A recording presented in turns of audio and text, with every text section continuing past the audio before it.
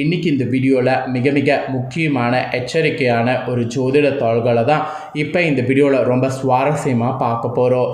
அதிரடியாக பார்க்குறதுக்கு முன்னாடி என்ன விஷயம் பார்க்க போகிறோங்கிறத இன்ட்ரோ மூலிமா ஷேர் பண்ணுறேன். இன்ட்ரோ மூலிமா என்ன நடக்க போகுதுங்கிறத தெரிஞ்சுக்குங்க. இப்போ ஜூன் மாதமானது நடந்துகிட்ருக்கு. இந்த ஜூன் மாதத்தில் 7ஆம் தேதி ஒரு அதிபயங்கரமான சம்பவமானது நடக்க போகுது. அப்படி என்ன சம்பவம் நடக்க போகுது அப்படின்னு கேட்குறீங்களா? அன்னைக்கு இரு கிரகங்கள் பார்த்தீங்கன்னு வச்சுக்கோங்களேன் சேர போகிறாங்க. இந்த இரு கிரகங்களுமே ஒன்றுக்கொன்று எதிரான கிரகங்கள். இந்த இரு கிரகங்களுமே சேர போகிறாங்க. இந்த கிரகங்கள் சேர்றதுனால ஒவ்வொரு ராசிக்காரங்களுக்கும் கவனமாக இருக்கணும் என்பது குறிப்பிடப்பட்டிருக்கு. அதில் மேஷ ராசிக்காரங்க என்ன மாதிரி கவனமாக இருக்கணும் அப்படிங்கிறது தான் இந்த வீடியோவில் சொல்ல போகிறேன். மேஷ ராசிக்காரங்க என்ன மாதிரி கவனமாக இருக்கணும் அப்படிங்கிறத இந்த வீடியோவில் தெரிஞ்சுக்குங்க. அதுக்கு முன்னாடி ஜூன் 7ஆம் தேதி அன்னைக்கு என்ன கிரகங்கள் சேர்க்கையானது இருக்குங்கிறத உங்களுக்கு சொல்கிறேன். என்ன கிரகங்கள் சேர்க்கை அப்படிங்கிறத தெரிஞ்சுக்குங்க. அன்னைக்கு செவ்வாயும் கேதுவும் பார்த்தீங்கன்னு வச்சுக்கோங்களேன் சேர போகிறாங்க. இந்த இரண்டு கிரகங்கள் சேர்க்கையினால் ஒரு யோகமானது உருவாகுது. அந்த யோகம் அழிவுக்காரகமான யோகம் என்று சொல்லலாம். இந்த யோகம் உருவாகிறதுனால ஒவ்வொரு ராசிக்காரங்களும் கவனமாக இருக்கணும். அதில் மேஷ ராசிக்காரங்க என்ன மாதிரி கவனமாக இருக்கணும் அப்படிங்கிறது தான் உங்களுக்கு சொல்ல போகிறேன். மேஷ ராசிக்காரங்க உங்களோட ராசிக்கு என்ன மாதிரி கவனமாக இருக்கணும் அப்படிங்கிறத தெளிவாக இந்த வீடியோவில் தெரிஞ்சு பலன் பெறுங்க. ஜோதிடத்தின் படி கிரகங்கள் ஒவ்வொன்றும் அவ்வப்போது ராசியை மாற்றி சுப மற்றும் அசுப யோகங்களை உருவாக்கி மனித வாழ்க்கையில் தாக்கத்தை ஏற்படுத்தும். இப்படி ஒவ்வொரு மாதமும் பலவிதமான யோகங்கள் உருவாகி வருவது சகஜம். அந்த வகையில் ஜூன் மாதத்தில் பல யோகங்கள் உருவாகுது. அதில் ஒன்றாவது ஒரு யோகம் ஜூன் 7ஆம் தேதி அன்னைக்கு அழிவு கிரகமான யோகமாக உருவாகுது. இந்த யோகமானது செவ்வாய் மற்றும் கேதுவின் சேர்க்கை என்று சொல்லலாம். இந்த கிரகங்களுடைய சேர்க்கை தான் இந்த அழிவுக்கு காரணம். கிரகங்களுடைய தளபதி செவ்வாய். அவர் ஜூன் 7ஆம் தேதி அன்னைக்கு சூரிய பகவானின் சிம்ம ராசிக்குள்ளே நுழைய போகிறாரு.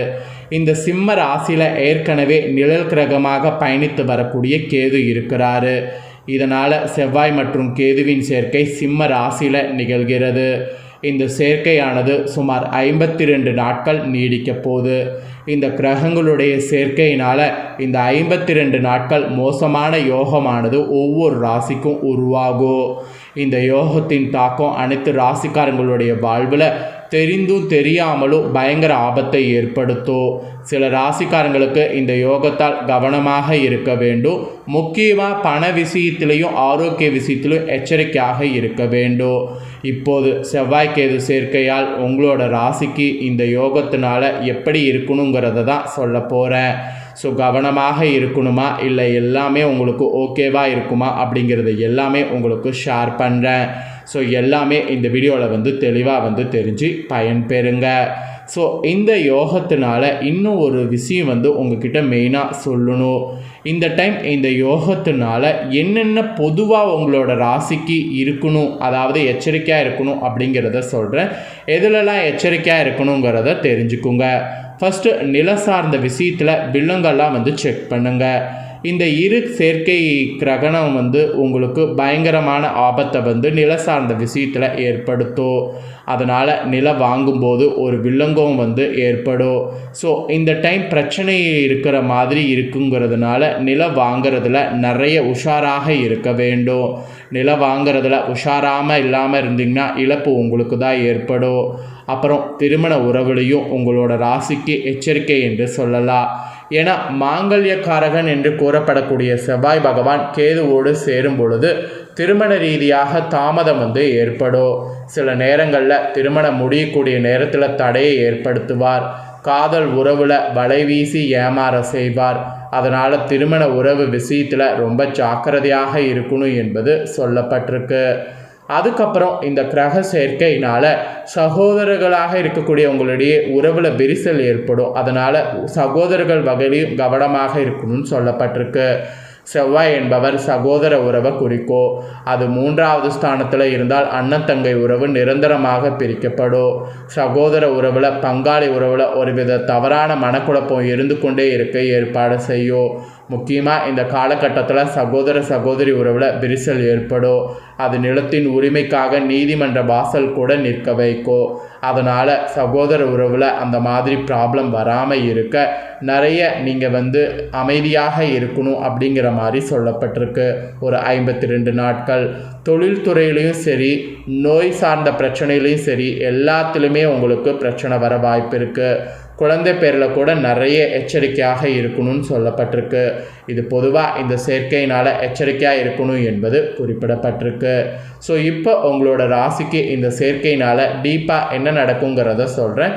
என்ன நடக்குங்கிறத மேஷ ராசிக்காரங்க அஸ்வினி, அதுக்கப்புறம் பரணி, கார்த்திகை 1ஆம் பாதத்தில் பிறந்தவங்க வீடியோவை ஸ்கிப் பண்ணாமல் பார்த்து தெரிஞ்சுக்குங்க. ஃபஸ்ட்டு இந்த கிரக சேர்க்கையினால் கிரகநிலைகளுடைய அமைப்பு உங்களுக்கு எப்படி அமைஞ்சிருக்குங்கிறத சொல்கிறேன்.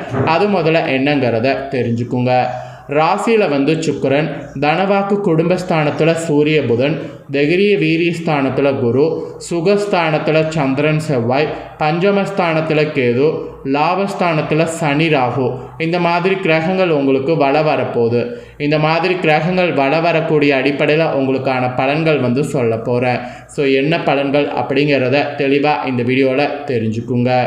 எந்த காரியத்தை எப்படி செய்து முடிக்க வேண்டும் என்று மனதுக்குள் போடக்கூடிய திட்டங்களை ரகசியமாக வைத்து காரியம் சாதிக்கக்கூடிய திறமையை இந்த டைம் பெற்றுக்கொள்ளுங்க. இந்த கிரக சேர்க்கையில் உங்களுக்கு ஃபஸ்ட்டு எச்சரிக்கை இதுதான் சொல்லப்பட்டிருக்கு.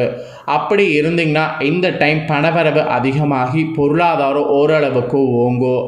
அப்புறம் முயற்சிகள் செய்கிறதுல உங்களுக்கு சாதகமான பலன் கிடைக்கும்.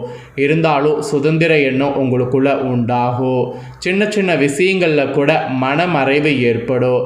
அந்த சின்ன சின்ன விஷயங்களில் மனமறைவு ஏற்படுவதை நீங்கள் நிறைய பார்த்தீங்கன்னு வச்சுக்கோங்களேன், விட்டு கொடுத்து போகணும். அப்புறம் நீங்கள் தொழில் வியாபாரம் செய்பவர்களாக இருந்தீங்கன்னா அதில் உங்கள் வியாபாரம் தொடர்பாக நிறைய பயணம் செல்ல இந்த கிரக சேர்க்கையினால் நேரிடும்.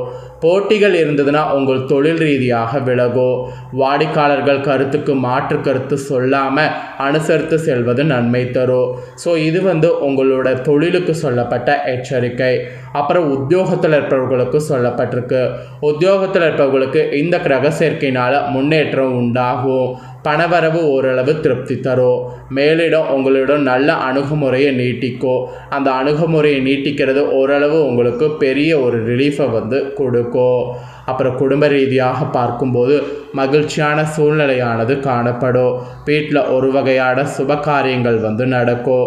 உடல் ஆரோக்கியம் கூட உங்களுக்கு பெறும். வார்த்தைகளில் நிதானத்தை கடைபிடிப்பது மற்றவர்களிடம் கருத்து வேற்றுமை ஏற்படாமல் தடுக்கும். வாழ்க்கை துணையினுடைய நலனில் அக்கறையானது காண்பிக்கணும். இது குடும்ப ரீதியாக உங்களுக்கு சொல்லப்பட்டிருக்கு.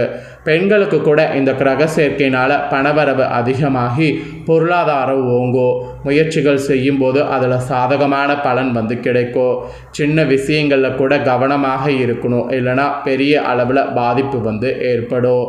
அப்புறம் கலைத்துறையில் சேர்ந்தவர்களுக்கு தேவையான பொருட்கள் வாங்கணும். நீண்ட நாட்களாக செய்ய நினைத்த ஒரு காரியத்தை இந்த டைம் செய்து முடிக்க முடியும். அதனால் மதிப்பும் மரியாதையும் உங்களுக்கு கூடும். இது கலைத்துறையில் இருக்கிறவங்களுக்கு நடக்கக்கூடிய ஒரு அதிசயம். அப்புறம் அரசியல் துறையில் இருக்கிறவங்களுக்கு இந்த கிரக சேர்க்கையால் வீண் மனஸ்தாபம் ஏற்பட்டு நீங்கும். நண்பர்களிடையே சுமூகமான உறவு இருக்க விட்டு கொடுத்து செல்வது நல்லது. வாழ்வில் முன்னேற்றம் அக்கறையானது கண்டிப்பாக நீங்கள் இந்த டைம் காட்டணும். மன துணிவு உங்களுக்கே அறியாமல் அதிகரிக்கும். பணவரவு நீங்கள் எதிர்பார்த்தபடி திருப்திகரமாக இருக்கும். ஸோ பிரச்சனை பண ரீதியாக எதுவும் வராது. அப்புறம் மாணவர்களுக்கு சொல்லப்பட்டிருக்கு. மாணவர்களுக்கு சக மாணவர்களுடைய கருத்துக்களுக்கு மாற்று கருத்துக்களை கூறாமல் எல்லாத்துலேயுமே அனுசரித்து செல்வது சுமூகமான சூழ்நிலையை ஏற்படுத்தும். கல்வியில் முன்னேற்றமும் காண்பதற்கு அது ஒன்று தான் வழி. ஸோ அதனால் அந்த மாதிரி செயல்படணும் என்பது சொல்லப்பட்டிருக்கு. ஸோ மேஷ ராசிக்காரங்க அஸ்வினி, பரணி, கார்த்திகை 1ஆம் பாதத்தில் பிறந்தவங்களுக்கு இந்த கிரக சேர்க்கையினால் இந்த மாதிரி சம்பவம் நடக்கும் என்பது குறிப்பிடப்பட்டிருக்கு.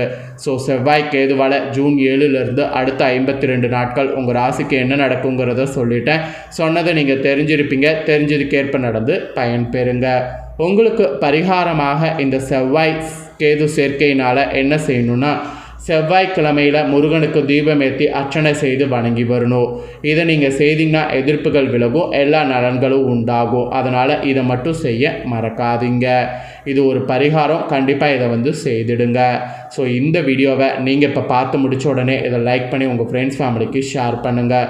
உங்கள் ஃப்ரெண்ட்ஸ் ஃபேமிலியில் இருக்கிறவங்களும் வீடியோ பார்க்கட்டும். அவங்களும் மேஷராசிக்காரங்களாக இருந்தாங்கன்னா இந்த தாள்களை தெரிஞ்சு இதற்கேற்ப நடந்து பலனடையட்டும். நெக்ஸ்ட்டு நம்ம சேனலில் புதிய வீடியோ போடப்படும், அதுவும் ரொம்ப அப்டேட்டான வீடியோ. அதெல்லாம் தெரிந்து கொள்ள நம்ம சேனலை சப்ஸ்கிரைப் பண்ணாமல் ஃபஸ்ட் டைம் பார்க்குறவங்க சப்ஸ்கிரைப் பண்ணி பெல் பண்ண ப்ரெஸ் பண்ணிடுங்க. நெக்ஸ்ட்டு இதே போல் சுவாரஸ்யமாக வேறொரு தாள்களோடு மீண்டும் உங்களை புதிய வீடியோவில் சந்திக்கிறேன். ஸோ சப்ஸ்கிரைப் பண்ணாமல் இருக்காதீங்க, சப்ஸ்கிரைப் பண்ணி பெல் பண்ண ப்ரெஸ் பண்ணுங்கள். நெக்ஸ்ட்டு ரிஷப ராசிக்காரங்களுக்கு என்னங்கிற தாள்களோடு சந்திக்கிறேன். நன்றி.